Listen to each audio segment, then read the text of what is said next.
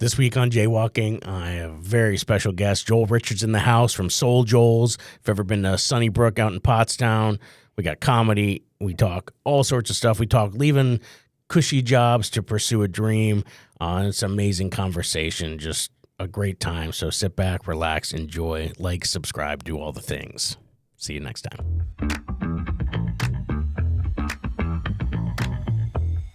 All right, well, another episode is upon us. Another week is here. I'm very excited today. I got a guest today that one of my favorites, a guy that has definitely been a part of my life now that I'm so grateful as everything's been shifting. Mr. Joel Richardson's in the house tonight. Dude, it's an honor. Dude, I am Good to so see you, pumped. buddy. Yeah, usually every time I have a guest, I ask them if they remember where we first met. Do you recall? You were audience member Jay Yoder. I was audience member Jay Yoder. Dude, my wife and I, we would always find a comedy club if we were on vacation. I think our first date where, like when you're finally dating and you're going to do the trip somewhere, you're going to stay overnight. Yeah. We went and saw Dane Cook in Atlantic City. Okay. Was sort of and then, anytime we would go anywhere, it's just where's the comedy club? So when you opened up the indoor club in Rofo there in Spring City. Less than 10 minutes away. I mean, less than. It was so close. And it was so much fun. And it was Valentine. I think it was Valentine's Day. I think it might have been Graham K or someone was there. And, okay. Really cool. And I'm so pumped about it. And then all of a sudden, the world shuts down. And thankfully, you didn't. Yeah. So it was really cool to sit in the sand pit with her. Because that was, we had my mom with us. So we had somebody in the house so we could get out every Tuesday and just be adults or have some kind of normalcy in that era. So that was huge. And I remember the first time I finally went up after hanging out for probably 2 or 3 months. And then right before New Year's, did the resolution thing. So I was all right, I'll get up there. I was nobody's going to be mad if I'm up there for 4 minutes. I've seen what some of those people were doing for 4 minutes. And I tell the people all the time, I'm like, if you are thinking about it, come to the open mic. It'll give you all the confidence you need. Yes. It's it's like anything. You're if you're going to run a 5K, if you're going to run a race, you're well, as long as I'm not last. Yeah. It's there's always going to be someone to find a pace with you. And I think that was the thing for me is watching all these people for so long.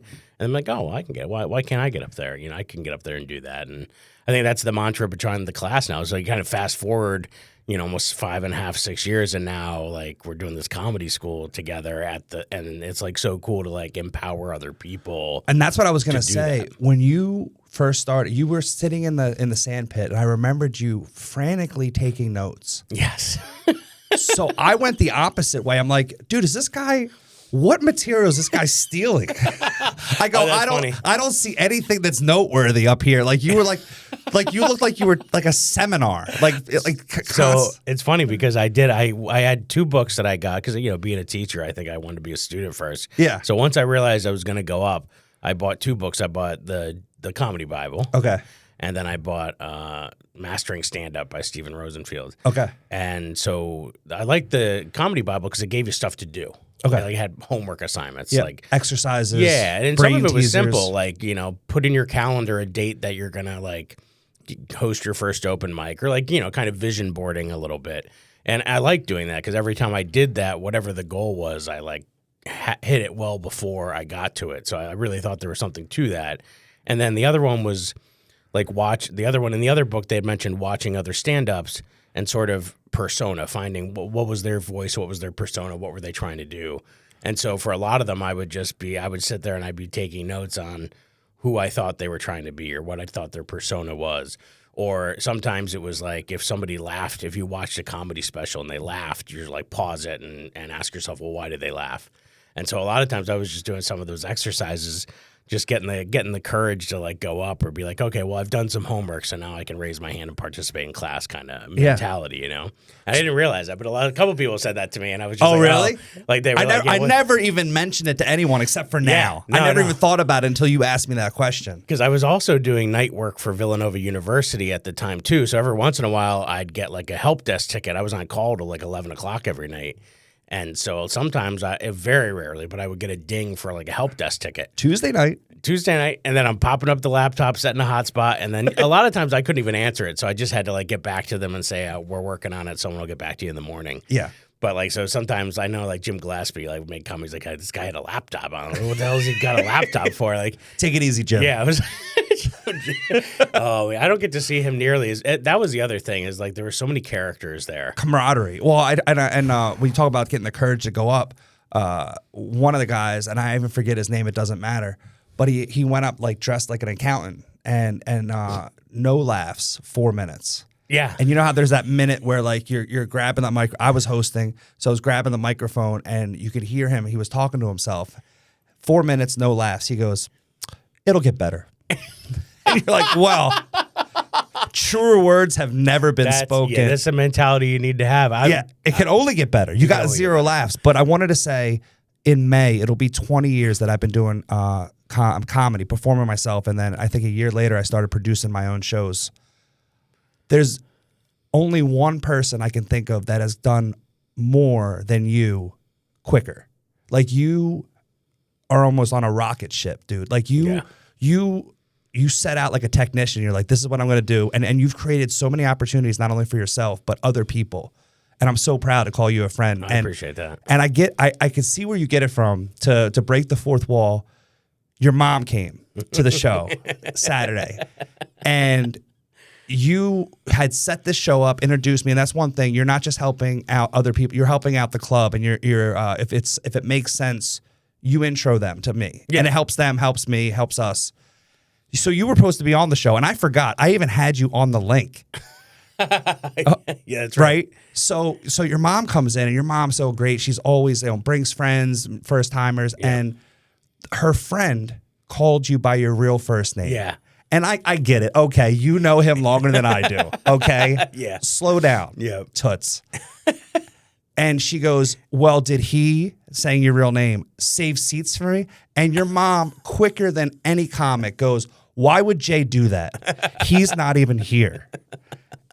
And I upgraded them. I showed them some seats. I showed them some but still, at first I was like, slow down.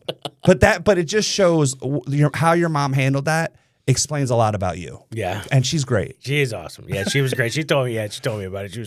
She was very funny. She wanted so badly, I guess Amanda was someone that they had been following on social media that I didn't realize. So yeah, it's kind of cool to have them in that world with me too. And even my daughter, like, so gracious. Like sometimes Katie comes and hangs out at the club, and it's just really fun to her chilling in the hallway. She's so great. It's so nice that she gets to come and be a part of that too. I'm looking forward to the days when they can come in the showroom and when it's like yeah. But yeah, it's a cool experience it's been crazy to see how fast everything's happened. Because even tonight, I'm very excited with Joe Gatto coming this weekend, because the whole journey for me in comedy, a lot of it was during the pandemic. Things were so rough, and it was just we just weren't laughing, and that was on the TV. And Practical Jokers was the only thing we could have on that like everybody could watch. The girls could be in the room. We didn't have to like censor it or what. I usually have to wait till they go to bed. So like having Impractical Jokers on was like the thing that just kept us going. It was always in the background, no matter what was on in the house. And so I was before I even started thinking about doing comedy. So it's crazy to think that then I get up and do it.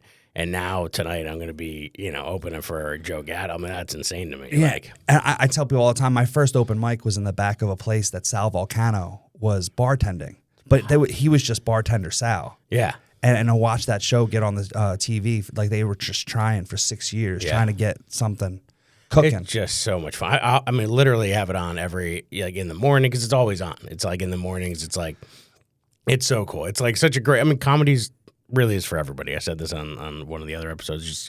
Just nice, because it's like everybody can be involved in it. And, a lot of times comedy, like Kill Tony style, isn't for everybody. No. But it can be for everybody. It doesn't have to be. I mean, I like the edgy stuff too. I mean, sometimes I write stuff like that I just can't.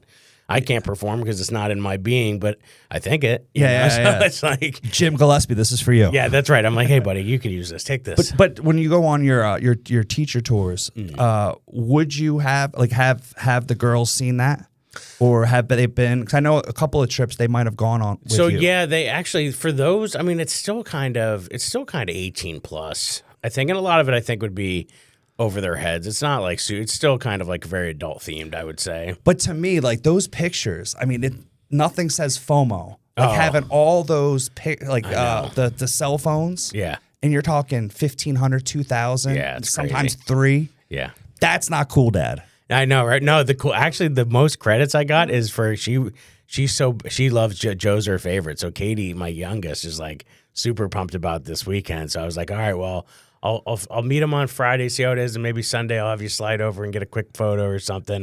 Yeah, because that was the first thing that Katie ever recognized, is the fact that I'm gonna be on the show with Joe today. That's I finally reached status of like, oh, that's cool.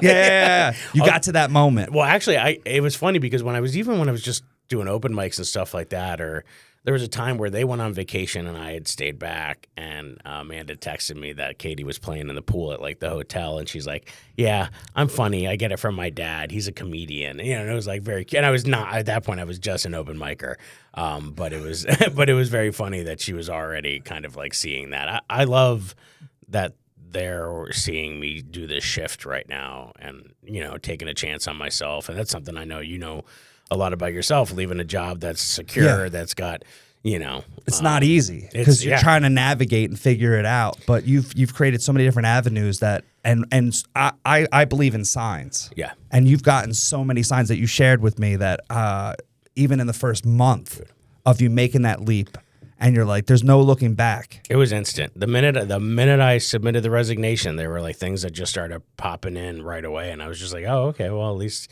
I got a sign immediately, because it could have been like that guy that's like, it's gonna get better. But when is that? It was like, it was like immediate. Was like, oh, here's some stuff to, and then I even shared with you last week was craziest, just being in Alaska in the middle of nowhere at this restaurant. And this woman, I could see her staring at me, and like she was right in my eye gaze, like just from sitting at the table. Whenever I happened to look up to talk to one of my kids, I'd see this woman, and she's like looking at her phone, and she's looking at me, and she's tapping her boyfriend. They're both looking at their phone, and I'm like, I said to him, man, I'm like, I think they recognize me, and she's like, all right, buddy, settle down. You're in the middle of nowhere, Alaska. Yeah, this is delusion. Yeah. And then when they got up to leave, the guy came over and he's like, hey, are you Jay? And I'm like, oh, here we go. And we go. And I'm like, oh, it must be like a Cheer Parents or whatever. And it turns out it was the CEO of one of the major companies that organizes all these cheer competitions. Yeah. And it was the one that my daughter had performed in, was one of theirs in Atlantic City recently. Then they like let me go on stage and MC, and so it was just cool that it was like the CEO of the whole company was the one there. But were they doing something there? I think they were just on vacation. Oh. They had just gone. I think they did what we did, which was just go to the Alaskan Conservation. I think they were just on vacation. Oh, because that's why I was wondering. Because I think they live in like Las Vegas or California is like where they're based out of. Because I didn't think that you were double dipping, like, because you do that a lot too. I know, right? You're like, there's 2 reasons why I'm in Orlando. That's right. Well, I was there for the comedy festival, and that it would have been great if there was like a cheer thing. Yeah. But the triple dip. They just happened to be on vacation, and we both happened to be in this hole in the wall, middle of nowhere restaurant. And it was just crazy. So I was just like, wow, it's like, there's another sign. It's like, all right, well, it was amazing. And then I got invited on like 4 cheer podcasts in a row by like, it was like a business owner cheer podcast, a dad one, a judge, one who does like watches videos and talks about how they would judge them. And then there was like another one was just like a mom one. And I was just like in a row, like they all wanted me. And so it's like the cheer world has like brought me in, and they're like, hey, we like this guy. He's got super funny, relatable stuff. And I was like, I'd never had imagined that avenue. Like even within the realm of comedy over the last, I just hadn't thought. And that all happened from you making those videos? Yeah, I was sitting at December. I took my daughter to her Pop Warner Nationals, and it was in Charlotte. And so Amanda's like, you got to take her. I got to stay home with Katie. And so we flew down, and there were time periods where I couldn't be with her. Like they had to go as a team, and they had to go to like an event where all the parents couldn't go. It was just coaches and athletes, and that's it. And so I was just sitting on the side, and she wasn't performing, so there was nothing for me to watch yet. So I just went outside and just started making videos about stuff and ranting about some of the stuff, and would post it, and then it just instantly people grabbed to it. And I did one about it being a cult, and that one blew up. That one got a couple million views, and it was just like, all right, let me keep making them because people seem to like them. And they were interacting. I mean, with social media, you can make a video, maybe get views, but do you get shares, comments, and likes? You know what I mean? And I was getting all There's a 3. difference. Yeah, I was getting so much. I was getting more engagement than I've gotten on any teacher posts or any other posts I've done. And I was like, oh, well, there's something here. People are relating to this in a way that I didn't anticipate. But it's funny because they're both niches. Yeah. They're both things that you're like, you either love it or you're not going to get involved. But the teacher one is oversaturated right now. Like, there are so many teachers out there making videos. I mean, it is like, it's so saturated. There's nobody doing cheer dad stuff. Like, there was just nobody. There were a couple of cheer dad podcasts. There's a couple guys that make memes, but there was nobody like ranting or like doing that kind of talk from the dad perspective. And I guess I hadn't realized that, and it just for whatever reason. But that's crazy to think about. You're like, no one. Yeah, I was like, it's great, and nobody. You're stuck. You're stuck there all day. I'm now known as cheer dad. That's like, just because I was trying to think about, what's the branding going to be like? Oh yeah, it's going to be, because I didn't want to be like Will Ferrell. Yeah, Saturday Night Live. Yeah. But or even the naming of it, like, oh, your favorite cheer dad, because I'm like, it should be your dad. If your favorite cheer dad should be your dad. So then I'm like, oh, maybe I'm like America's cheer dad or just cheer dad. Dude, I've done that before. Where so before this, I was in pharmaceutical sales in Brooklyn, and as a joke, my boss, we were having lunch. He asked the owner of this pizza place we were eating what his son's favorite pizza is. Dude, we thought it was a lob. That he was clearly going to say my dad's place. Dude, he named some other place. And we're like, whoops. Whoopsie. This really backfired. And the dad looked and like rolled his eyes. He was like, this happens to be the closest pizza place to where we live. Yeah. And that's where he orders on Friday night. And you're like, oh, I get it. Like, we're like, we didn't want to start a family Exactly. feud. I don't want to start, because that's why I was like, somebody commented like, oh, you're our favorite cheer dad. And then somebody's like, hey, what about me? And I'm like, oh. Second favorite. I'm everybody's second favorite cheer dad. And then I was like, oh, America's cheer dad. But then I got a DM a couple weeks ago from a woman in Scotland. And she's like, hey, we love your videos. Our girls are going to Worlds. Like, right now is like the Super Bowl of like the cheer season's coming to a head right now. So like all of these other ones, you get bids to be able to go to Worlds or Summit, or depending on your group or age limit or bracket, there's a Super Bowl for you. Okay. And so right now it's all of the Super Bowls. Like between now and like middle of May, Orlando is just like the hub of like where they all go to compete if they got a bid at some of these other ones that they had been going to. And so three of the teams from this Sapphire Cheer and Dance in Scotland had got bids for three of their teams. So they were leaving, and she's like, hey, we love your videos. Could you send like a good luck video to the girls before they go? And I'm like, oh, that's sweet. I would love to do that. And so I did that. I just sent that yesterday. So I think they're having like a send-off party like today or yesterday. So she's going to send me a reaction, because I guess they're putting on like a big screen with all their other stuff. And well, that's a nice repayment. That's you know right. what I mean? I know you're doing it for goodwill. I love that. But at least a little reaction. Yeah, I want to see it, because I want to package it together. Crickets. Yeah, exactly. I want to package it together. I think it's cool. I was like, to me, that's an awesome thing to do for the girls too. And if people like that, I'm like, oh, that's awesome. Took you 30 seconds, you know? Yeah, maybe you'll see me on Cameo. I'll start doing cameos. Yeah. Yeah. But for right now, it was easy. I just sat in my car for like 45 seconds and just, you know, did a little thing. Actually, I wrote a little script. I will say Instagram's made it a lot easier. I'm going to be talking about this at our social media seminar that we're doing Saturday. On the 18th. Yeah. Yeah, so if you guys don't know, Alex Pearlman, who's Pearl Mania on social media, you definitely know him. He's got like 3 million followers on TikTok. And he and I are working on this seminar. And I was like, oh, this is great, because they just released some new features in like Instagram where they have a teleprompter. Yeah. So like a lot of times I'm memorizing a lot of these bits and then trying to like do, and it's taking me so many takes, because I'm like, or like I'll try to have my computer up so I can like see a script. Yeah. But now they built right into Instagram a teleprompter, so I can copy and paste it right in there, and you can set the speed. Wow, dude. I mean, it was so much easier. Well, there's people that are, it's open to the public. So just so people know, you don't have to be in comedy to do this. That's true. There's That's right. 3 people that I can name off the bat that are in my world that are not comics. Yeah. Alan Hill. Yep. And a guy that runs his own business, marketing. But he's a little older, so he wants to come see what the new kids are doing. That's right. And then there's a Richie. He's got a band called High Street and the Rocker, and he's got like 250,000 followers on Instagram. But he wants to still come and learn. Yeah. Well, I think there's always something, because there's even in the plethora of what we know, it's like there's still so much that could be done. But it's interesting to hear how other people leverage the tool, because there are so many ways. It's like a full kitchen, you know what I mean? So there's so many tools there, even within like Instagram, because you have reels, but there's stories, there's live, like, so they each have a purpose, and the goal is social engagement, right? Social media. So it's like, it's going to be a lot of fun to just see how that goes. This is my first time doing social media one. So I'm excited, because that was one of my other goals. Like, after I was doing I was talking earlier about setting those goals from the Comedy Bible. Well, the first was like setting my first open mic, or then it was like, do 100 open mics in a year. Which I remember that. My first and 100th was at your place. And back then I did it, there were only like 3 mics available because it was COVID. So there was only like a Delaware, a Phoenixville, and your place were the only 3 around. So I'm like, well, if I went to all 3, 52 weeks, that'd be 150. So I was like, okay, that's reasonable. I could take some time off. I don't have to go to all 3.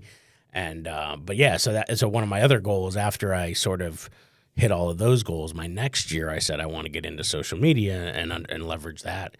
And now, yeah, like I think yesterday I just hit 60,000 on Instagram.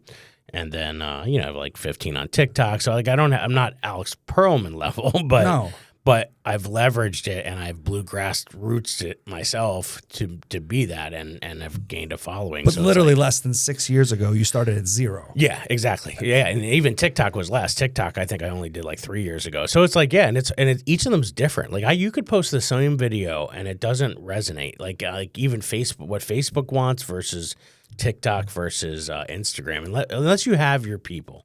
Once you have your people, I think that it follows. But like, if you're trying to gain traction and gain new followers, you gotta really carousel a bunch of different styles to see what people want, or what, and then give them variety. So I'm excited for that workshop, because like, not only having Alex there just to kind of get his knowledge and then hear his perspective, but then also hear the questions that people are asking, and to hear their experience. And just because I think classrooms in general are like more like, it's less like one room schoolhouse where there's an expert, and it's more like a sous chef where it's like we're all in the kitchen together trying to make this meal. Yeah. We're all going to bring something, we're all going to learn, and we can kind of just be a meeting of the minds. Someone's going to ask that question which you didn't realize, and then everyone else is going to be like, oh, I didn't even know. Yeah. I didn't know that. Dude. I remember when I was student teaching at O&J Latin, I think I had a Latin student. I didn't teach this class because I only, when you student teach, you take over a couple classes. You don't take over their whole class load. So she had like a Latin 3 class in the morning, first thing, that I didn't teach. I only did like the Latin 1s and 2s. And this kid, Kyle, came up to me before class. He's like, oh, Mr. Stewart, can you help me with this problem? And he gave me and I had no idea how to help him. I've had full panic attack. I had to like leave the room. I had like walk around the building for like 10 minutes. What did you tell him? I don't know. I think I just was like, Mrs. Susan, I'll have to help you. I panicked. I had a full panic. I don't even remember. It was just one of those moments where I think I just blacked out. Yeah, I'll be back. And I just remember walking around thinking, I can't do this. I don't know the answer. Can't do this.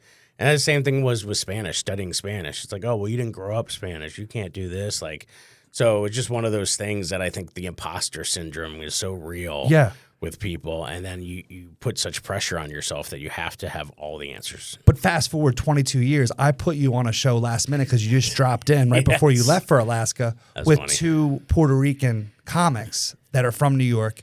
And you knew more Spanish than them. Yeah, that was funny when they're like, oh, yeah, and the gringo knows more Spanish than we do. Such a funny line. But you go from panic attack to, you know what, I know this. Yeah, well, it's one of those 22 years things later. You gotta, I think you just got to trust yourself. If you're putting the work in and you're doing all that stuff, then you got to trust yourself. I mean, the same with comedy, like taking a chance to say, hey, I'm going to get up on this stage and 250 people are going to laugh every 10 to 15 seconds because I intentionally said something to make that happen. That's wild. Like that's a skill. I can understand why it's so daunting for some people. Because even me, I think yesterday I was just driving in the car randomly as I was coming home, and I'm just like, oh wow, this is my life. Like I'm doing this. Like I'm going on stage and make people laugh on purpose and getting paid money for it. And like it's just wild. It's just one of those things that it can.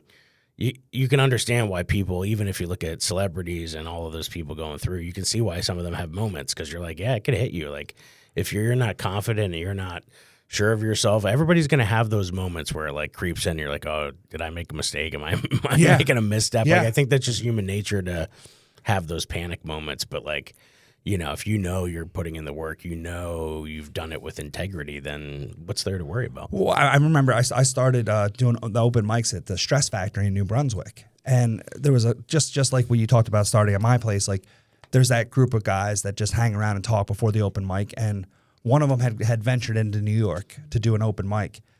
And he was so deflated because he got comfortable with doing the open mic at New Brunswick. And you talk about this all the time, going to different places and not getting comfortable. And he was like, I don't see a scenario or a path that I can go where and then I'm going to get famous. And it's like, well, if that's your goal, it's like, but just making it in general. And I was like, oh my gosh, I think he's right. Like, what are we all doing? What are we all doing? It does. It breeds. Yeah. It does. It's like it's like a contagious. wildfire. Yeah, it does. It can be. But that was before I started producing shows and I kind of created my own path. And this is actually really what I wanted to do. Like, I still enjoy going on stage and performing, but I can make a living. And that actually came right when I left pharmaceutical sales. So I'm like, oh my gosh, and all the things you're going through right now. Yeah. Giannis Pappas and James Madden are in my car. We're driving back from Western PA to New York.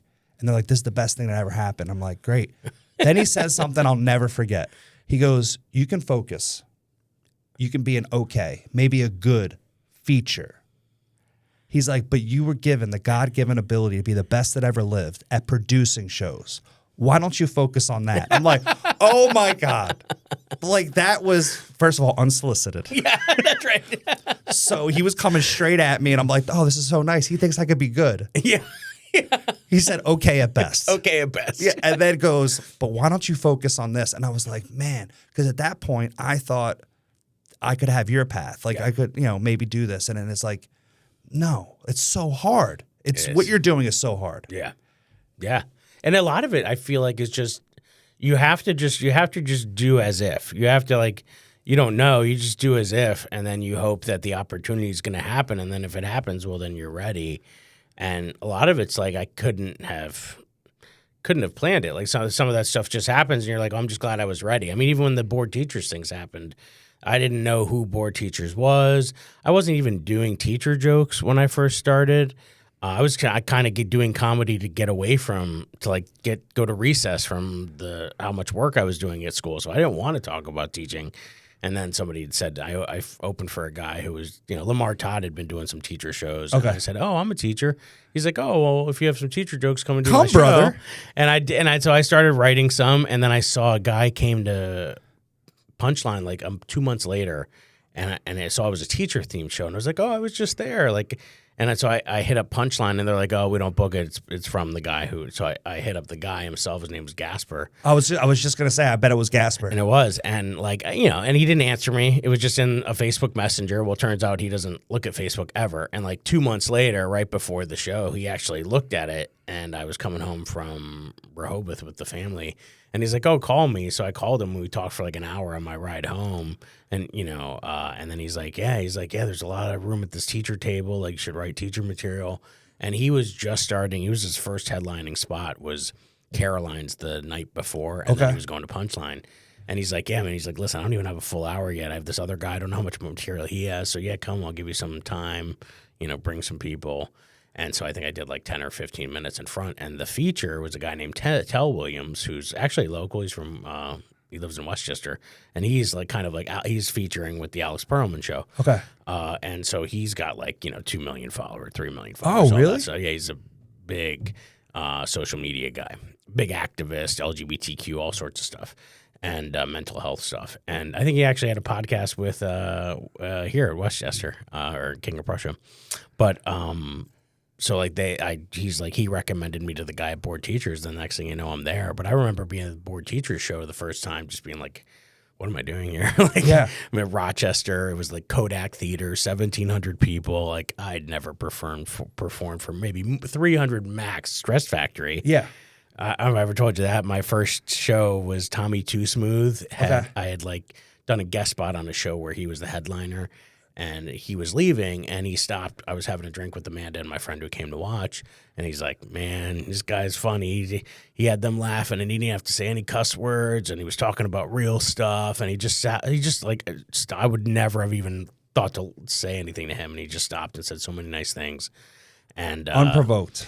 Yeah, and I was like, oh wow, like that's the first thing where I was like, oh okay, maybe this is more than just like a cool little hobby. Like, and then he's like, gave me his number, and then he hit me up and he's like, hey, I got this show at the Stress Factory. Why don't you come hang out? I didn't know what the Stress Factory was. I mean, I figured it was a club, and he gave me the address, so I drove out there, and it was Talent and him do a Sunday show, and I think Michael Collier was the headliner. Okay.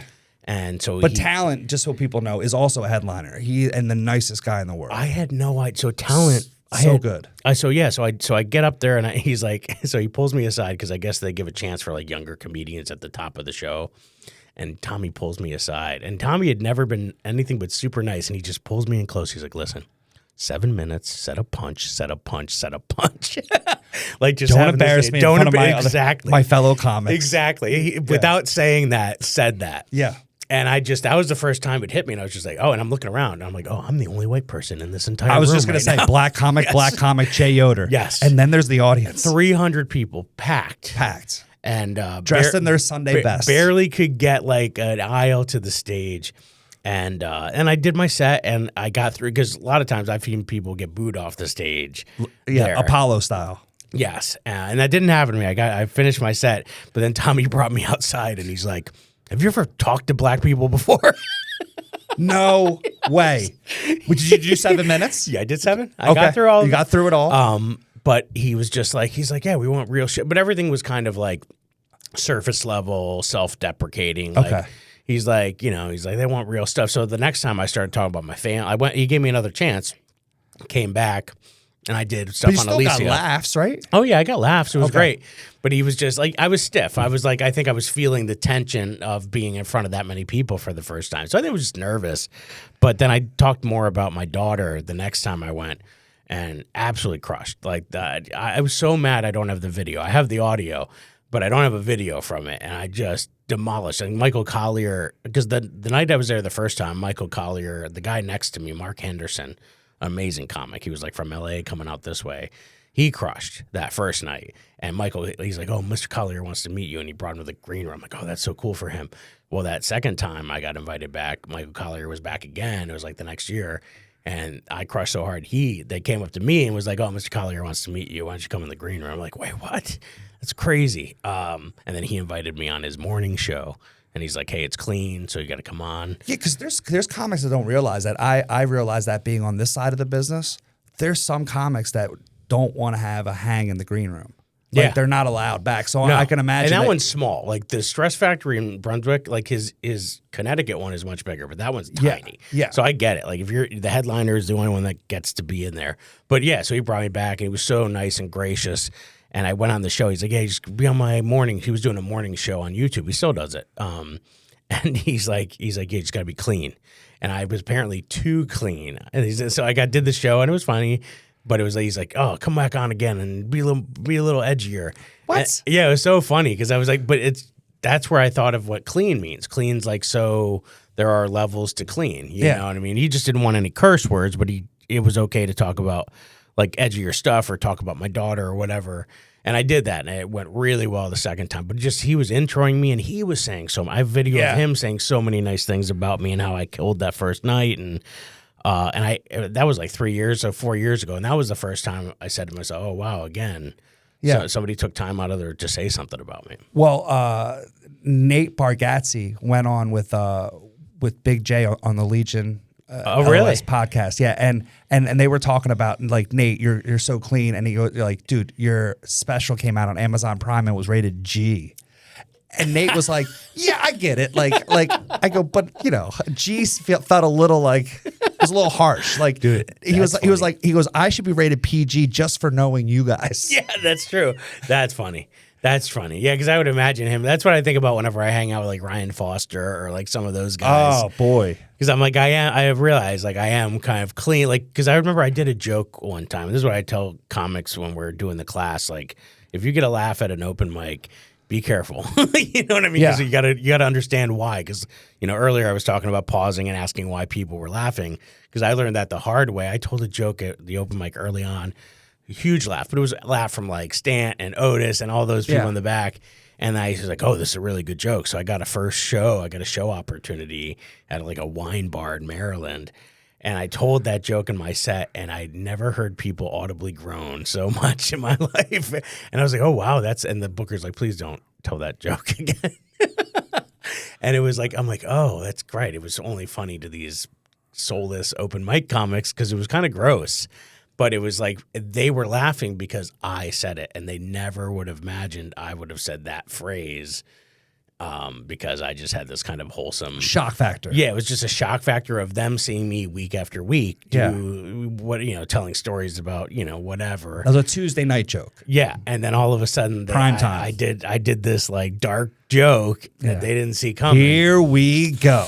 And that's when I learned, okay, yeah, you got a persona you're developing, and it was funny to those guys, but it was only funny to them because it was out of character. But for me. you've used every experience as a teaching moment. Yes. And teaching yourself. 100%. Your learning experience. Yeah. You're like, I'll never do that again. I had so many times, like, I'll ride up with comics to, like, we'd go up to, like, Pep's Pub in the middle of nowhere in, like, Port Carbon. Yeah. Schuylkill County. And we'd have a long ride home after that. I remember I was doing jokes. About something, and then the one guy's like, I'm like, yeah, it didn't work. He's like, yeah, because we don't believe you. It was something about me cheating on my wife or something. It was something about having a babysitter, and I was, like, trying to do a misdirect. And where my wife was like yelling at me, she's like, pick up your clothes, take out the trash, stop screwing the nanny. And I was like, oh, okay, it's a 3, it's a misdirect, it'll be funny. He's like, yeah, but we don't believe you. We don't believe you would do that to your wife. I was like, yeah, you're right. Yeah. But that's when I had to think about persona. I was like, oh, because I think comics early on, you're just trying to chase a laugh. I just want to say something that's going to make somebody laugh, and you're not thinking about why they're laughing. You're just thinking about getting a laugh, and that because you want that endorphin release. You want that. But you get to a level where you want to stop pandering to the audience, and you want to, tell your story, or, in the class. So one of the first things we talk about is like, there's a prompt, like, what's a story only you can tell? Yeah. Right. Because like even the class the other day, one of the kids, the students asked like, hey, how can I make sure, what do you do if your jokes get stolen? I was like, well, the best thing you could do is write about something only you can talk about. Yeah. And then it's harder for that person to steal, because I'm saying if somebody's talking about having 2 moms, 2 dads, and an autistic daughter, I'm going to be like, I don't know. It probably sounds like Jay Yoder to me. It's like, so if you can leave an imprint like that in your material, then that's awesome. But if you're just trying to go up there to say something shock value, like, so if I had, if I hadn't learned that lesson, then I wouldn't. But I also remember being at level, you're almost like you're hyper focused on that, because that's just one of the big buzzwords. Yeah. You're like, it's not going to happen. So, I mean, it might happen, but I wouldn't worry about that. It'll be a good problem to have. It would be a good problem to have. But it's funny. That happens a lot. I think people start imagining these wild scenarios when they're just, there's the mundane focus sometimes isn't as exciting. Because also when I started, it was 2006. So that was the big Carlos Mencia getting accused by Rogan of stealing jokes, and Ari Shaffir, and they were on. That's right. Yeah. So it's like, it was a big thing that happened. And I mean, I'm sure it happens all the time, so there's different stuff, but yeah. Well, it's hard. Yeah, I like I said, I told them, I've had people that asked me, either said to me that they thought I had taken something of theirs, but it was like a crowd work riff that I did once that I just happened to put in a clip. But yeah, I mean, I think that happens. So I think there's parallel thinking. There's all sorts of things that could happen with them. But yeah, it's wild. But it's just, the whole journey's been.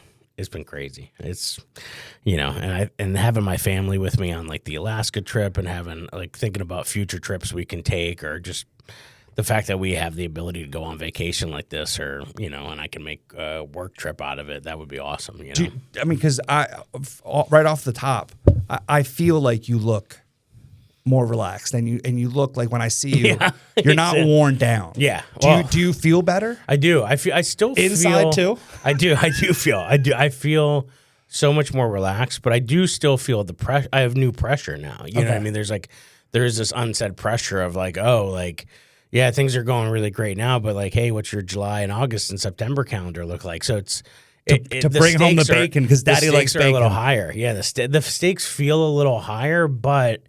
I haven't let it consume me to a point where it's not still enjoyable. Because like one of the other book that I read, that Steven Rosenfield, Mastering Stand-Up, one of his big mantras was have fun. So like it's like, I also got to have fun. If I'm not having fun up there, then nobody, I don't want it to get to a point where, even though it is a job and an income source, it's still got to be fun. Right. Well, and I tell people all the time, the people that get the most out of our stand-up class at Soul Joel's is the people that follow your direction. Yeah. And go and one of them was like, oh, but my wife doesn't think it's funny. You're like, then why are you taking this class? Yeah. It's like, yeah. I mean, it's like, no offense to his wife, but yeah, but there's got to be trust. There's got to be a trust level, but you got to have fun. But at the graduation show, I see you standing back like a proud papa. Oh, my God. And when you see those jokes come to fruition, I see you having fun. Yeah. Because you're also like, I'm living through them in the moment. Vicariously through them and seeing like, you're like, oh, the last 6 weeks, because so to break the fourth wall, we brought in when Jay just went to his trip he mentioned in Alaska, it was Paul Spratt and I in the room, and I hadn't seen their full set. I had met them all and been a part of it, but not seen their full set. Yeah. So we're giving them feedback, and I was like, oh, I really like just this joke, or I really like that joke. Literally 4 times, they were like, Jay wrote that. Yeah. And I go, all right, listen, guys, stop giving Jay credit. He's not here. He's in Alaska. Yeah. So, but it was awesome to not only see it, like they followed because they actually did it and they executed it, but also they gave credit where credit was due. They were like, Jay gave us this joke. Yeah. Well, it's great. But like for them, I never want them to feel bad about that, because like half of the tags that I did at first that were really good. I mean, I told them it's like the pickle jar. Like they were squaring. They loosened it up. I just twisted at the end. Right. Because like all the material, it's so easy to look at when somebody else has all of the material and what they want to write, and they have this big block of marble. It's easy to look over their shoulder and just say, "Hey, what if you tried this or that?" Because I'm not that close to it. So it's like I find that very easy to help them, and it's good for me because it keeps my mind sharp in terms of like thinking about comedy. And also, just because it's like any other thing in life, you're giving advice and you know what should work. Yeah. But it's all about how they execute it on stage and how it comes across to the audience, and it's you'll see. I tell people all the time, it's a chemistry experiment. It's fun. There's a moment that we had just the other night that I'm thinking, I told the guy that I think he's going to get an applause break.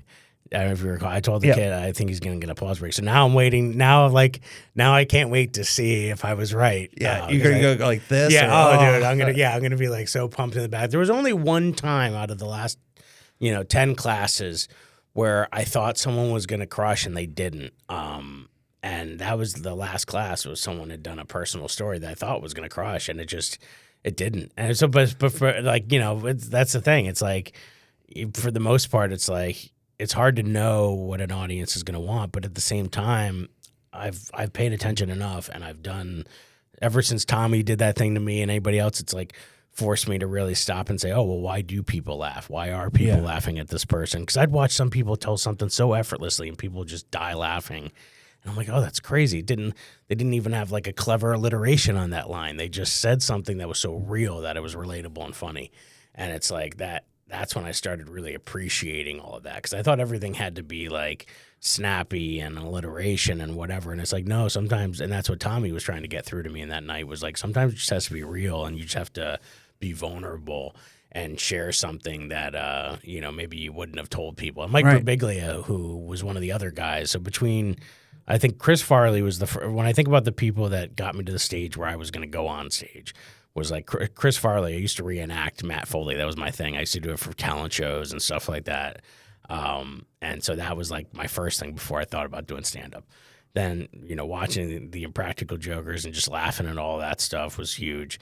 And then sort of like this last piece of it was Mike Birbiglia. The thing that I watched the night before I decided to go up to the first open mic is I watched his special, My Girlfriend's Boyfriend. Okay. And it's all about this car crash he gets in, how he didn't believe in monogamy, and in the end he ends up, proposing to who's now his wife. And the whole way he told the love story through humor and through this car accident, I was fascinated with just how funny it was and how real the story was. I was like, oh, I have crazy stories. I would love to. So like, that's my secret goal for myself, is to have this kind of one-man show that I'm sort of like, but all of the stuff that I've been working on is sort of in these veins of like, autism dad, or, husband, or, teacher. Cheer dad. Yeah, cheer dad. But it's all about am I doing this right? Like this all of like, because I think we all have these questions of like, am I doing it right? Am I doing it? The imposter syndrome. And so I want to have this show that kind of shows all the angles and the branches of my life where I'm always wondering, am I doing it right? And I think a lot of people can relate to that. And there's a lot of humor in those moments. If you don't let the thing of trying to be perfect. If you try to be perfect, then you can't see the humor because you see failure. Yeah. But if you can see the humanity in that, then I think it's funny. Well, going back to what I said earlier, there's only two people. You're one of two people that over 20 years, I've heard it all. Oh, I want to do this. I want to do it. And so many people want to take shortcuts and they don't want to put the work. You put the work in. Yeah. And I can only give so many opportunities like on the stage, but you've done so much to give yourself your opportunities to create your own paths. The other person is Pete Davidson. That's so great. Yeah, the clip where they were talking about you. Oh, yeah. That was so great. Yeah, it was so great. But it just reminded, like, he was going to from Staten Island to New York, like, and doing 3 open mics at 16. 16. That's the thing. And then within years, he got discovered at Nick Cannon, but it's because he was doing it so much. And he got discovered, and then he was on Wild 'N Out, he was on MTV, and then all of a sudden he's calling me up and he's getting the audition and meeting with Lorne Michaels, and he apologized to me that he not only messed up the date of our show, but that he has to cancel on me because he has a meeting at NBC. I go, are you kidding me right now? Yeah. I go, let's just relax. I go, even by association, I'm happy for you, regardless of how this meeting goes. Yeah. And then next week, they're announcing him as the youngest cast member SNL since Eddie Murphy and Adam Sandler. But you're on that path, man. You're not only walking the walk, you're talking the talk, and you're doing it and creating the opportunity. So you're setting yourself up for success. It's wild. I mean, it's I've been super grateful for it. I appreciate you saying that because it's like it is. It's nice to hear that because I remember the first time I texted you. It was a Facebook Messenger because I was going to a lot of the shows. I was going to the open mic. I hadn't really talked to you ever. You said something to me when I got off stage. I remember the first time you had been like, "Oh, was that your first time? Oh, wow, you're so comfortable up there." And I think your sister, Dana, was the only one who laughed at anything I said. Well, I tell people all the time, man, there's 2 things I don't care about is what you do for a living or politics. Yeah. When you come to my place, just have fun. Yeah. So I don't think at that point, I don't think I knew you were a teacher. Yeah. So, no, the comfort level, I didn't put the... Yeah, that was so it was like, so I remember that interaction. But then the only other time I was like, I wanted to be involved more. And it was, the pandemic and had a lot of free time. And I was coming down to like every show. And I was like, oh, it'd be cool if I could like... maybe work the door, help with the tickets. And I remember sending you a text. I'm like, hey, if you ever need help with like seating or anything, and if this is not a thing, then somebody hack my account. I remember like putting that at the end because I was like, I don't know if I should just text this guy. Like, you go into the club. And I'm so grateful I did because then, you were like, come on down. And I helped with seating. And then it was cool because then you let me, like, I was like the door. I was like guarding like Dice Clay. Like I was there like Louis handler, C.K. Louis C.K. I was like, That when he said hi to me, I couldn't speak. Like all I could do was like nod and wave, because that was a guy that like it was just the guy. Well, and he talked about me on Rogan, and it doesn't matter. But he was like, he talked about the list, and he goes, "Where was that place?" And he goes, "Soul Joel's in Royersford." Because he just knew exactly what he was like. Everybody's bundled up in blankets and freezing, but they loved it. It was great, but it was cool to like get behind the scenes. So that was the first time I like Bill Bellamy was one. He did like shows, and I got to be in the green room, bring him over to the stage, make sure nobody bothered him. And that's the biggest thing, man. And it was so cool but that allowed me to see a behind the scenes glimpse that not everybody gets to see at that level. Like, because I remember Bill was so cool. Bill Bellamy was cool because most of the time, like you just want to be. You want to be invisible to them. You're just there if they need something, but you don't want to seem like you're listening to them or anything. It's like a weird position when you're like a Secret Service person. You're just like, you got to blend in. And Bill was like, Bill Bellamy was like, telling stories and making eye contact with me, involving me. And he was so sweet. I was actually my first showcase, the first ever bar showcase I was ever put on was the day after. And somehow he ended up finding out I was doing comedy. I said, oh yeah, actually I have my first show tomorrow. He's like, oh man, have fun. It'll be great. And like, he was just so nice. Do you want me to tell you? I've never told this story before. Yeah, please. So you were probably there that night. I thought Bill Bellamy was so cool and so down to earth because he was at that level, and so many guys had huge riders. Yeah. And I go, Bill doesn't have a rider. That's wild. He did. Oh, okay. I messed up. He absolutely had a rider, and his agent had it differently. It was in his contract. Okay. That I didn't read. That's right, yeah. because I just handshake. Is it usually just a separate? Is it usually a separate thing? It's usually a separate thing, and so the second night he had a Wawa bag because he just assumed, I guess Joel doesn't do that. Yeah, that's so funny. And I was like, I'm sorry, please don't. I go, the green room is totally stocked with everything. He had a shorty, like he was like, oh my God, just a little something to take that off. But since then, his cousin was his driver. And I've since like hired his driver, and he's unbelievable. He always, if I need someone high profiled, he'll pick him up because he obviously, with his cousin being used to it. Bill Bellamy, he knows exactly how to not bother him and stuff. Yeah. And then I ended up having like Urkel, Jaleel White come there, and he took off his glasses, and like, so he used to play basketball with Jaleel White, and I'm like, oh, this is crazy. And again, another Bill Bellamy moment, but it's like just bringing all that stuff together. But I'm like, it could have went sideways real quick because I was like, I didn't have it. Yeah, the green room people stopped. can get. Yeah, you never know how they're going to react. Some people are super down to earth. Some are easy. But you would have no idea about that, right? That story. I know. I would never known. Yeah, so you didn't hear. So that's great that they weren't like, this is so true. Oh yeah, no, they didn't say anything. They got water bottles and nothing else in the green room. No, it was super nice. It was super great. It was like, because I remember he was like cool because after the first show, I watched both shows and I knew what his closer was. In the second show, he was about to do his closer, and some woman in the audience yelled the punchline ahead of him. Yeah. And he then didn't close on it and like went on and did more stuff. And that was the first time I was like, hey man, like she yelled out, he's like, yeah, I couldn't end on that. I had to like, tell something else. And yeah. So I want to bring this all full circle. So another thing I didn't realize, so Rich Voss was there. This is a month before the Bill Bellamy is going to come back. Ed Nelson, this guy, I didn't know. So he came with his wife at the time, the only black couple, right? And Voss starts going, so what are you doing on this fake beach in Royersford outside? He goes, and then he's like, where do you live? And he goes, oh, I get it. You don't want to say where you live in front of all these other white people. And the cops, they used to come back, like, it's a 1 square mile town. Yes. So if nothing was cooking, they would come by. But I loved it. Yeah. People would like, oh man, we're drinking. It's BYOB, and cops are here. I'm like, the cops are here to watch the show just like you. Yeah, that's right. I go, they're not here to take anyone down. Yeah. And Voss goes, great, Joel. The minute I start talking to the black guy, the cops show up. So fast forward, the next show they come to is Bill Bellamy. I told you, I don't really keep track. I don't ask anybody any questions. As soon as he walks in, he goes, I'm the black guy. I'm the black guy. From the Rich Voss show. That guy is the guy that talked at my wedding. No. So he became my spiritual advisor. That's crazy. He, at that point, he called me out. He was like, I don't know why, but he goes, I'm drawn to help you. I think this is my mission in life. And I go, and he goes, God's telling me to help you. And he had no idea. I was getting kicked out of Royersford. Yeah. And he goes, you're about to have something bigger. And I go, I don't know, like all the names you just said. I go, I don't know how much bigger I can get. It's like because I'm meant to do bingo and line dancing and have a comedy class and open a restaurant with my brother-in-law and do these weddings and proms and do everything massive and bigger. And I'm like, I don't see it. The last night, not realizing that our lease was up. It was Gilbert Gottfried's last show. He was about to die. Yeah. It started flooding. Dude, like literally like Noah.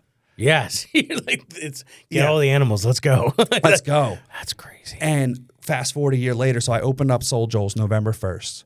Our last show was October 30th, 2 days apart. 1 year later, our first day, like the bank just goes, we're going to close next Monday with our SBA loan. It was October 31st. Not planned. Yeah. Just 3 years apart, bang, bang, bang, a day apart. And he helped me and with all these signs. And I asked him when we were going to get married, I go, do you want to marry us? Because Lauren and I don't go to a church. Yeah.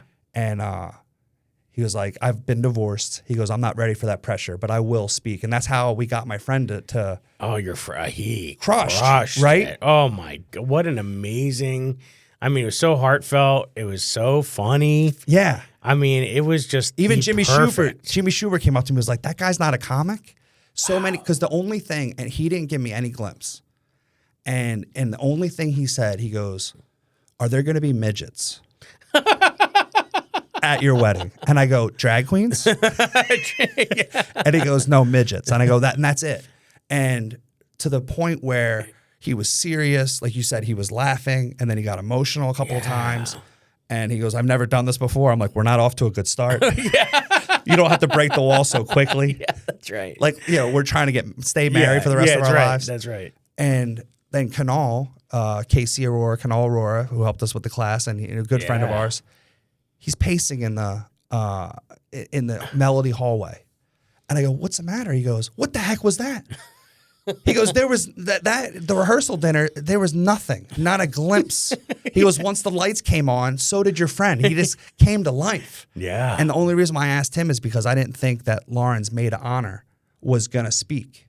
So I asked him to speak with James, being my best man. Yeah. And then he ended up crushing. But yeah, that's right. Yeah. Oh, they're great. It was amazing to see a guy like that being nervous because of who married me. That's right. You're like, oh, you buried us. Nobody's going to be able to compare to that. Which only comics, I think, will understand. Exactly. Yeah. But he was, it was so good. The whole ceremony, I mean, the whole thing was amazing. I mean, it's like, dude, you had to have been so thrilled with that. It was great, man. And I got an applause going up.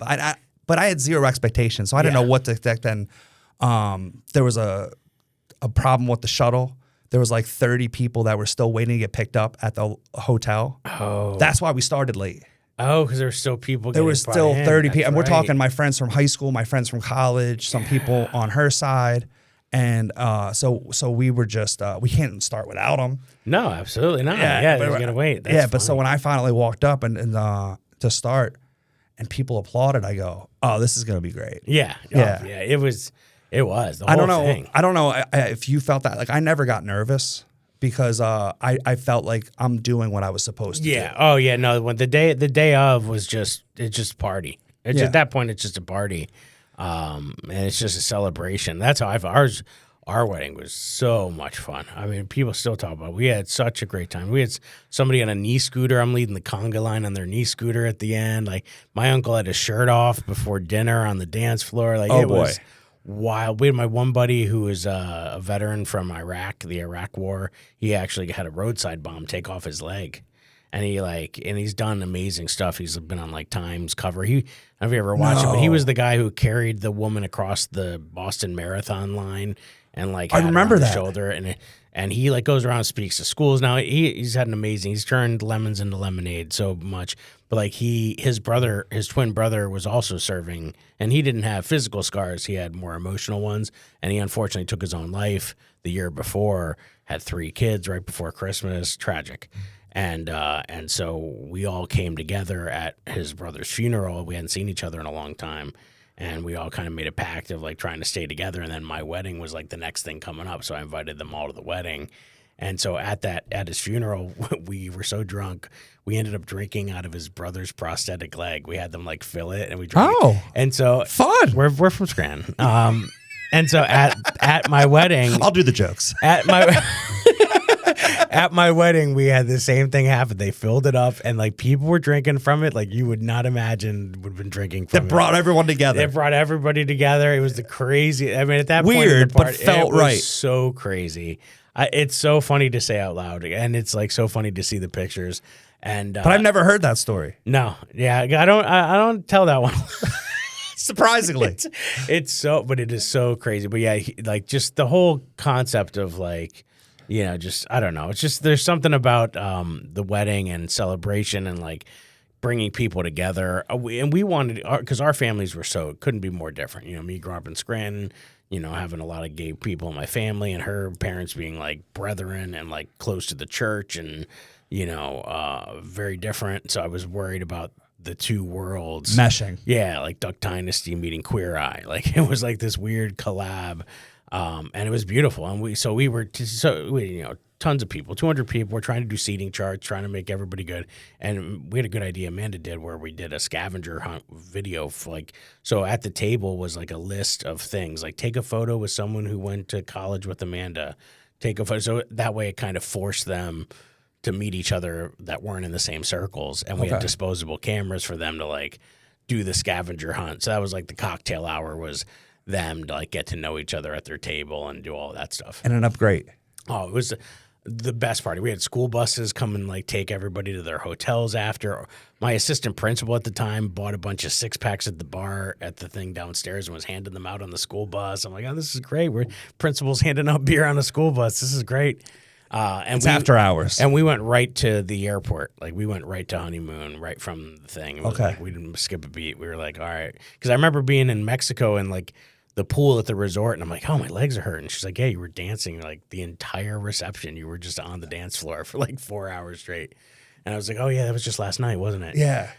I mean, it was such a whirlwind day, but it was so special, and it was so much fun, and it was so much planning, but like it paid off. And it was so beautiful. much planning. And yours felt the same way. It was just effortless. It was seamless. There wasn't any like pretentiousness. No. There wasn't any. It was just like everybody Which was is welcome good. there. Everybody belonged there. Yeah. Whether it was people like, Giannis Pappas and Chris Stefano to like, DJ Bob. Oh, gosh. So it was like Yeah, yeah. everybody belonged. Everybody had a place there. And it was a lot of fun. And dude, the party favors, man, those hats, the glow up cowboy hats. Yeah. We were Chip Chantry and his wife, we were hanging out a lot. And we were singing, the Chapel Roan came on. And like, she kept singing Big Party Girl. That Chip told me that. And we've been going back and forth the whole time with this. Like, oh, we're just like, anytime it comes up in my life, I hear the song, I record it and send it in a group chat to them. And I'm like, oh, Big Party Girl's on right now. Yeah. But yeah, we just had a lot of fun. The band was great. And the band was great. Chip told me that going in, his wife and him had high expectations. That's something he would say. Yeah. And I was like, oh, that's good. I go, well, your thoughts? Your thoughts? Yes. And he said that we blew it away. It was like, look, and that was all Lauren's mom and wanting it to, because we spend so much time there, wanting it to look different than it does every day. Well, you know what the nail in the coffin on that was? The bacon table. It's like when we came back for brunch the next morning and there was a table of bacon. Happy birthday, with Jay. hanging bacon. It was just covered Nashville hot bacon. I mean, I guess it was the top tier. Yeah. Well, and we just thought, so we didn't have plans until we left for our honeymoon Sunday night. So we were like, if anybody more than 10 want to go have brunch, we're not going to be able to like Phoenixville or like you can't get you're not going to be able to go anywhere. So we're like, we'll just have brunch, invite everybody out. Yeah, I was going to say, where could we have a wedding and where could we have a I reserved it before I asked her to marry me. The date I know a locked place. in. Yeah, you're like, I know a place. Yeah. Which again, what a great thing to have it at your place. And I thought it was really cool that you had it outsourced so that like the staff was there. Like, Well, and I didn't realize that was such a contention with my brother-in-law, who never gets like he's always even keeled, and you don't having really people in his kitchen. No. So the opposite. Even if he wasn't working, he didn't want his staff working and mentally worrying about how the food's coming out, because then it's his product. He has to worry about it. He wanted nothing more than outsource. Good. Yeah, so he wanted to be able to be. I would think so. Yeah, be in the wedding and absolutely. not. And I didn't think about that from that because he's such. He does such a good job with everything, and like anything else that we talk about with. But our that's an extra profession. level of stress. An extra level of stress, and no matter what, he would always be thinking about that. Yep. And not wanting to be like, oh, his staff's working and he's enjoying himself. He can't really enjoy himself because his staff's working. 100%. That was so smart. I think that was a good move. We made that move early on, and it was smooth sailing after that. Yeah. Oh, it was great. The photo booth. Oh, yeah. What a blast. It was a great time. So I'm very grateful. And now, and then your honeymoon was great. And now it's just back to mundane Back life. to normal. Be married 34 days. Yep. That's right. We're counting the days, and you're not even wearing your ring. I know. That's right. I haven't worn a ring. I haven't worn a ring in a long time because I had changed size. I gained a lot of weight after COVID, and my ring got, and then I didn't. And I'm like, no, I'm going to lose the weight, and I haven't lost the weight. Oh no, I didn't want to bring that. No, you're fine. No, it's fine. It's I actually was just like thinking about it. I was like, oh, maybe I should just get a tattoo of a ring on me. Because I don't have a tattoo, and Amanda and I always joked because like she has tattoos, and I was like, I never had anything that I felt like I could do permanently. I was like, whether it be sports teams or whatever. Like the only thing I thought I would do is I would get like a autism puzzle piece or something like that on there, like, close to your heart. Yeah, something with the girls' initials or something like that. But it never struck me. Don't jinx it. But Daddy's gonna get a wedding ring. Yeah, that's right. But then I'm like, that would hurt. Yeah, like I got one. I got my college my college mascot. It's a Seahawk. I went to Wagner College in Staten Island, and I got it 6 days after classes started freshman year. And I remember these football players from New York like live in the dorm room next to me. They were one was a senior, one was a 5th-year senior. And I came back and I was like all excited, and they go, "Oh, these freshmen are thirsty. They getting after it." They're like, "Look at this idiot." He's like, hey, what have you transferred? Oh, no, That's forever. Yeah. It turns out I showed them I graduated twice. That's right. I went back and got my master's and graduated twice. They should give you a discount. They should have. I'm out here with a Wagner, but it's from 1998, so now it just looks like a blob on my back. Yeah. Because I've also shrunk and gotten bigger a bunch of different times. So the ring still fits because it's only been a month. But yeah. So it'll give it time. Give it time. Yeah, absolutely. It'll get better. It'll get better. No, it's good. I'm super grateful for Amanda too, because like we've with it being Autism Awareness Month, there were a lot of reels going around. And there's a high rate of divorce among special needs parents, especially autism parents. Like whenever I watch Love on the Spectrum, which I love watching, I always watch the parents because like that interests me because that's my role, So it's like, what are they together? Are they not together? And a lot of them aren't together because the stress of it is their stress is like so much, and you're like you're trying to keep everything together and everything normal. You can't. Like there's like I'll do this where I'll have moments where I'm like so silly, but I'll be like washing the dishes because that's whenever I come home, the sink's got to be clean. Like for me, that's like. The kids have been using the same water glass and throwing things in, so I always got to clean. And like if I drop a cup, and I'm like, oh, I get like so like all of this pent up aggression of like trying to hold everything together, and like a plastic cup falling on the floor. Plastic! Because I when you said that, I expected like a glass breaking. No, shattering. It's just a plastic cup. No harm. No. I'm gonna lose my cool. I'm just lose my cool because it's like bounce. I'm like I just washed that. Yeah. And like it's because you're trying to hold everything together, and you want like when we took Alicia on the trip to Alaska, we take her all over the world, which is great. But you never know how she's going to react, if she's going to have a meltdown. But now we know her really well. But when we first started taking her, we had no idea, and everything's been great. We had one issue. I didn't talk about this on last week. We took her to a restaurant, the same restaurant where that woman recognized me. We had this waiter, young guy waiting on us. Everything seemed fine, got our food. Alicia went to the bathroom. He comes over like he's got classified information to tell us. He like leans in. He's like, just so you know, like, I wanted to tell you when I put her plate down, or like she like pushed her, like smacked my hand away, and I'm like, oh, okay. Oh yeah, I'm like, where is this going? Is there paperwork to fill? Like, what's the problem? And I didn't know what he was trying to get at. I'm like, oh well, she has autism, so like sometimes like, she doesn't recognize social situations, so things that come off as impolite or rude to you or I, she doesn't recognize. So, she interpreted that in some way. But I said, I didn't see it. You've been doing a great job, so I wouldn't worry about it. I wouldn't take it personally. You're doing well, because I was trying to assure him. Like, I didn't know if he thought he did something wrong. Yeah. But then he kind of lingered. He's like, well, I just wanted to let you know. Yeah. And I'm like, okay. Like, I didn't know. Then I thought, was he saying I should reprimand her because she did this to him? You've been doing a great job up until this point. Yeah. I was like, and like literally, she's like right here. So like, I would have seen it if it was something egregious. Right. You know what I mean? Like, but it's funny. It's perspective. Yeah. And I'm just like, so I'm like, what is this guy? So I just I'm like, yeah, you're doing great, man. And I, but in my head, I'm like, what was that about? Like, what was he?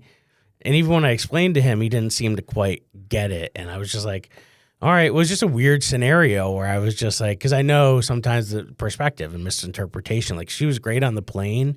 We had one issue where we had a 3-hour layover. We get on the plane. There was a mechanical failure. They got a sensor. So we had to immediately go back to the gate.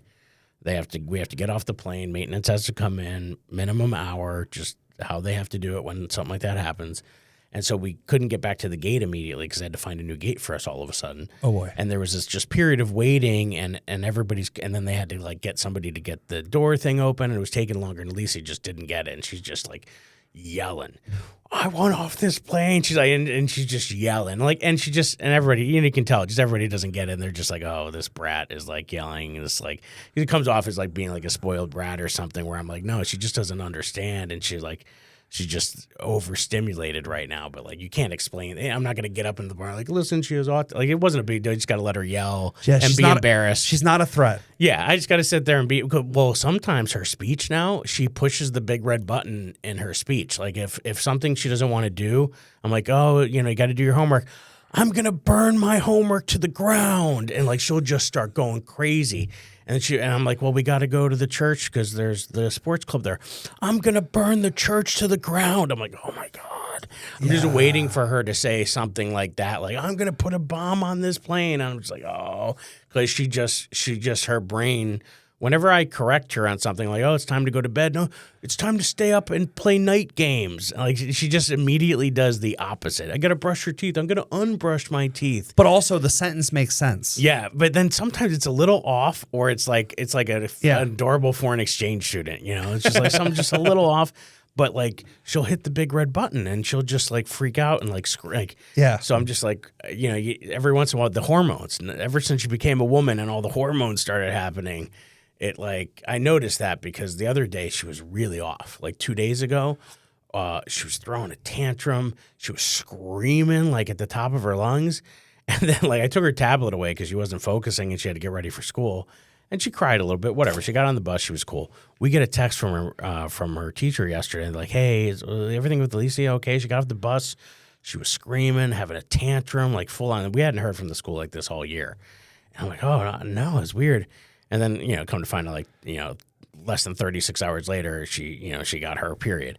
And I'm like, oh, okay. So like a lot of hormones. So she's also regulating all these extra hormones that for the are first new time. Well, it's relatively new, but it's irregular the first year. But like, yeah. But we're still learning what that looks like now, because that's a whole new thing added to a person who already doesn't have things regulated. God bless. Yeah. So it's like all of these other things. It's just like there's always something to deal with. But at the end of the day, like Amanda is such an anchor too. But like we have to absorb all of that shock, and we're the kind of people that like internally absorb that. We'll sit on the bomb and let it explode and like take that shock. But that shock has you know, it has repercussions. It but has you stuff just feel like emotionally. everyone's staring at you, and you got to have an outlet for that. So like I know comedy for me is an outlet like that. It lets me channel some of that stuff, and that's why I love talking about her and some of those stories, because it allows me time to process, and it allows me to share so that it normalizes it for other people, you know? So it's like that's why I think the comedy plus time, you know, comedy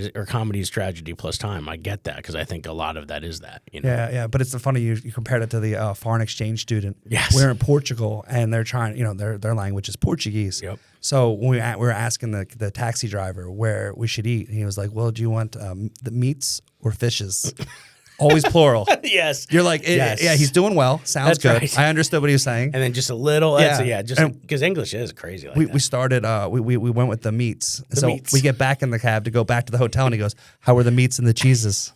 It was like great. We went to Portuguese Arby's. It was great. It was amazing. Like, we have the meat sweats right now. Yeah. Like Fogo de Chao. So. Yeah. No, well, this has been great. I'm so glad you came on. It was a lot of fun.